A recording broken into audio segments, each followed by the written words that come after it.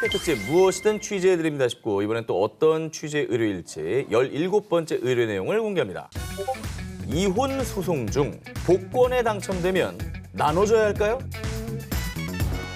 사실 복권은 당첨되는 생각을 하지 이걸 비극적인 상황과 연계할 생각은 잘 못하거든요. 근데 뭐 어떤 이유에서 저런 질문을 하시는지 모르겠지만 궁금할 수 있죠. 만약에 나눠야 된다면 당첨되자마자 열받는 상황이 될 수도 있겠는데요. 뭐 얼마냐에 따라 또 생각이 달라질 수도 있고. 궁금하긴 해요. 이게 과연 여러 가지 조건들이 필요하겠지만 네네. 과연 이걸 나눠야 될지 아니면 뭐 본인만 가져가는 걸지. 전문가에게 직접 들어봅시다. 제가 또 인터뷰를 준비해봤거든요. 이혼 전문 변호사 최윤아님을 영상으로 만나보겠습니다. 이혼 소송 중에 복권에 당첨이 됐다고 하더라도 그 당첨금은 재산분할 대상 재산이 되지 않습니다. 확실하게 얘기가 나오네. 그 이유는 재산분할이라는 개념 자체가 혼인 중에 공동으로 이룩한 재산을 기여도에 따라 나눠 갖는다라는 개념인데 이혼 소송 중이라고 하셨기 때문에 그것이 혼인 중이라고 보기도 어렵고 공동으로 노력한 재산이 아니라 개인의 운에 의해서 이제 당첨된 그 당첨금이기 때문에 재산분할 대상이 되지 않습니다. 근데 궁금한 게 그러면 복권을 당첨되게 만든 그 돈, 어. 그 돈의 출처가 네. 공동에 출자한 어떤 그런 생활비 있을 수 있잖아요. 공동생활비. 그렇죠. 예. 그걸 경우에도 안 나누냐 이런 질문이 있을 수 있을 것 같거든요. 네, 공동생활비로 산 것이라고 해도 크게 결론은 달라지지 않습니다. 공동생활비로 산 것이라는 입증 자체도 어렵지만 뭐 입증이 된다고 치더라도 그 복권을 산 비용은 너무 미미하죠. 그래서 좀 이것을 가지고 기여도를 주장하기는 어렵습니다. 원칙적으로는 당첨된 사람 거라는 거네요. 언제 어떤 상황이든 간에 상관없이. 그러네. 뭐 어쨌든 당첨된 사람이 주인. 예, 단순한 호기심이면 정말 좋겠네요. 네. 자, 우리 최윤아 이혼 전문 변호사님의 답변이었습니다. 고맙습니다. 고맙습니다. 알쏭달쏭 푸이한 법률 상담소 19, 14위를 공개합니다. 말로 한 약속 인정될까? 자, 이번 특종도 우리가 흔히 하는 오늘도 할 수 있는 실수, 이 구두 약속에 관련된 사건입니다. 다음에 밥 한번 먹자, 내가 살게. 이런 약속 정말 많이 하잖아요. 어허. 자, 그런데 다음에 만난 친구가 실제로 이 밥을 사지 않았다고 이 친구를 고소하진 않습니다. 저거를 고소를 하면은 전 무기징역입니다. 밥 한번 먹자는 술 한번 한국 먹자. 사람한테는 인사말이죠. 얼굴 좀 보자. 자, 그런데 이제 뭐 밥을 사겠다라는 약속은 안 지켰다고 그냥 다 넘어가는 게 인지상정이겠지만요. 요 약속만큼은 그냥 못 넘어가실 겁니다. 2011년 경기도 성남시 지인 3명과 술을 마시던 A씨는 복권 넉 장을 구매합니다. 아이고. 한 장은 자신이 갖고 나머지 석 장은 B, C, D씨에게 각각 한 장씩 나눠줬는데요. 이에 기분이 좋았던 B씨는요. 야, 내가 복권도 선물 받고 기분 좋네 그냥. 내가 만약에 1등 당첨되면 말이야. A씨한테 내가 한 2억 줄게. 라고 약속했습니다. 자, 그리고 얼마 뒤 B씨는 실제로 복권 1등에 당첨. 와 이게 야, 꽁트 대본 아니냐. 이게 실제 일어난 일이에요. 야 어떡하냐. 당첨금 무려 약 14억 300만 원을 수령했습니다. 그런데 막상 복권에 당첨된 B씨는 A씨에게 약속했던 2억 원이 아닌 8천만 원만 건넸습니다. 자, 그러자 A씨는요. 아니 분명 나한테 2억 원 준다고 약속했잖아요. 약속을 지키라고. B씨를 상대로 약정금 청구 소송을 제기했습니다. 아유. 자, 이런 경우에 이 B씨는 A씨에 대해서 당첨금 분배에 대한 구두 약속을 지킬 의무가 있을까요? 저는 구두 약속이라도 지켜야 된다고 생각하는 게 저 자리에 증인들이 있어요. 맞아. 나도 들었어. 그리고 거의 뭐 녹취 수준의 증언 능력, 증거 능력이 있지 않을까. 아니 저는 그냥 이렇게 그냥 술자리에서 했던 구두 약속을 굳이 다 지켜야 되는가?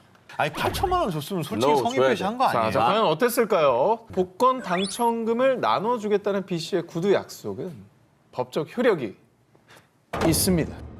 서류가 아닌 말로 한 약속이라 해도 이 두 사람이 함께 동의했기 때문에 그 자체로 계약이 성립됩니다. 당연하지. 또 이를 입증할 수 있는 증거, 증인 등이 있다면 법적으로 효력을 인정받을 수 있는 겁니다. 실제로 법원은 B씨가 약속한 2억 원 중 지급하지 않은 나머지 금액 1억 2천만 원을 A씨에게 지급하라고 판결했습니다. 무섭다. 자, 그런데 말입니다. 이 상습적인 구두 약속으로 제작진에게 희망 고문을 한 범인이 바로 이 자리에도 있었습니다.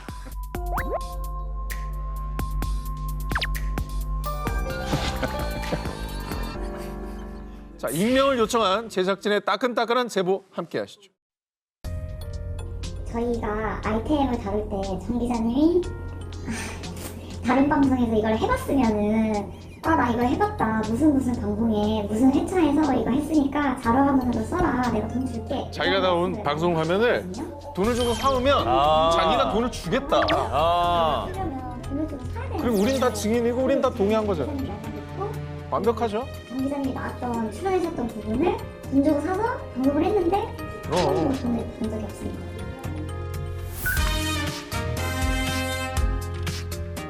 네, 대기실에서 그 말을 굉장히 많이 했었기 때문에 뭐 PD들도 있었고 작가들도 있었고 오 기자님, 한 기자님도 들었었어요.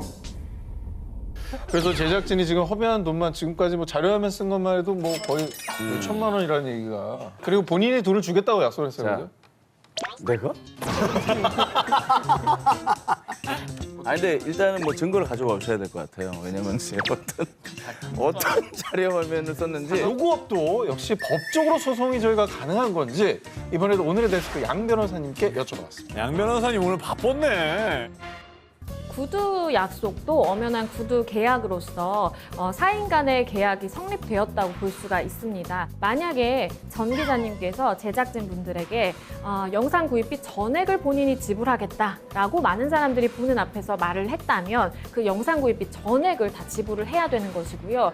만약에 그렇게 전액을 지불하지 않았다. 이것은 민법상 채무 불이행으로 볼 수 있기 때문에 채무 불이행에 기한 손해배상 청구를 할 수 있습니다. 근데 이제 이게 시간이 꽤 지났어요. 소급 적용이 안 되는 걸로 제가 알고 있습니다. 그래서 정말 죄송하고 좋습니다. 뭔가 나와요?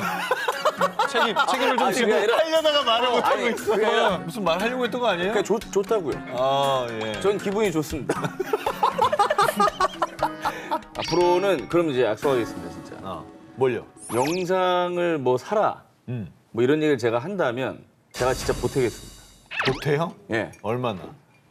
그건 저만의 비밀입니다. 그거는 특정할 수가 없어요. 아니 무슨 마법님 할머니 떡볶이 게임이야 뭐야. 알성 프리한 법률 상담소 19 8일 공개. 풍문으로 들은 법 효력 있을까? 프리한 법률 상담소 이번에 제가 준비한 특종은 우리가 일상생활에서 흔히 접하는 사례들입니다.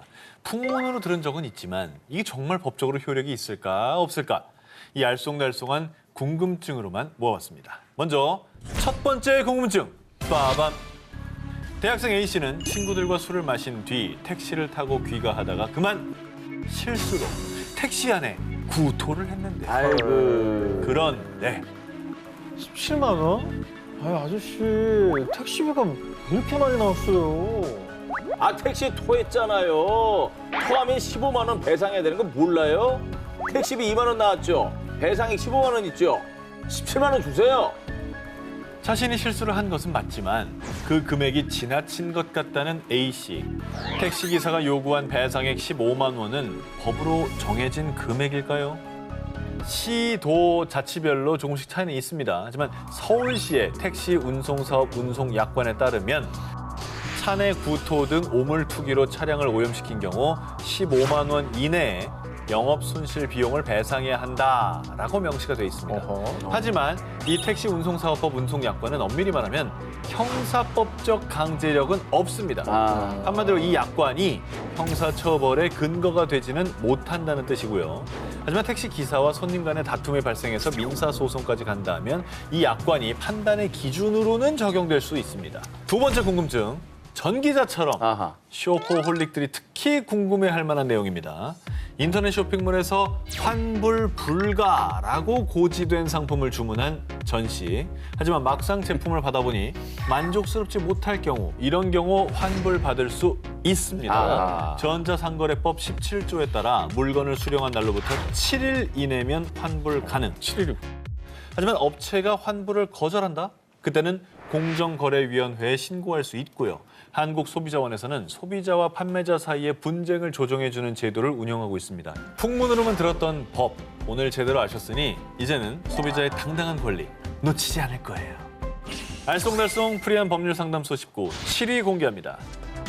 녹취 합법과 불법 그 기준은? 2020년 공인중개사 A씨가 중개한 아파트에 하자가 생기며 매도인과 매수인 사이 소송이 벌어졌습니다. 당시 아파트 중개를 하면서 매물 계약에 관한 대화를 녹음했던 A씨는 녹취록을 증거로 제공했습니다. 그런데 말입니다. 이 녹취록으로 인해 법정에서 불리해진 매도인은 공인중개사 A씨가 동의 없이 대화를 녹음했고 이를 유포했다며 손해배상 청구 소송을 제기했습니다. 법원에서는요, 자신이 대화에 참여하고 있을 때 녹음하는 것을 금지하는 법은 없다며 위법 행위가 아니라고 밝혔습니다. 다시 말해서 녹취의 불법 합법 기준은 본인이 대화에 참여했는지의 여부가 중요. 만약 본인이 참여하지 않은 타인의 대화를 녹취했을 시 이는 불법 녹취에 해당합니다. 그렇다면 이런 사례는 어떨까요? 초등생의 학부모인 C씨는 담임교사의 아동학대 증거를 잡기 위해서 아이의 가방에 몰래 녹음기를 넣어 보냈다가 아동학대 정황을 발견해 신고했습니다. 자, 과연 이것도 불법 녹취일까요? 이게 불법일 거예요.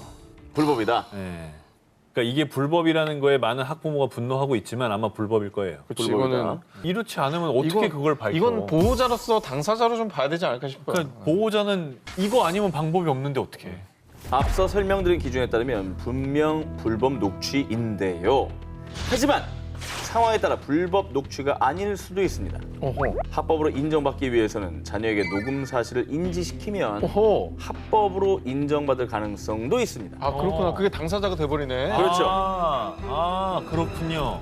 그 아이가 녹음 사실을 알고 있었다면 앞서 말씀드린 당사자 간의 녹음으로 인정, 불법이 아니라고 판단할 여지도 있다는 겁니다. 어허. 아, 근데 이제 무분별하게 사생활을 녹음 녹취하는 거는 일단 타인의 권리를 침해하는 거긴 해요. 그렇죠. 조심해야 될 문제인 것 같긴 해요.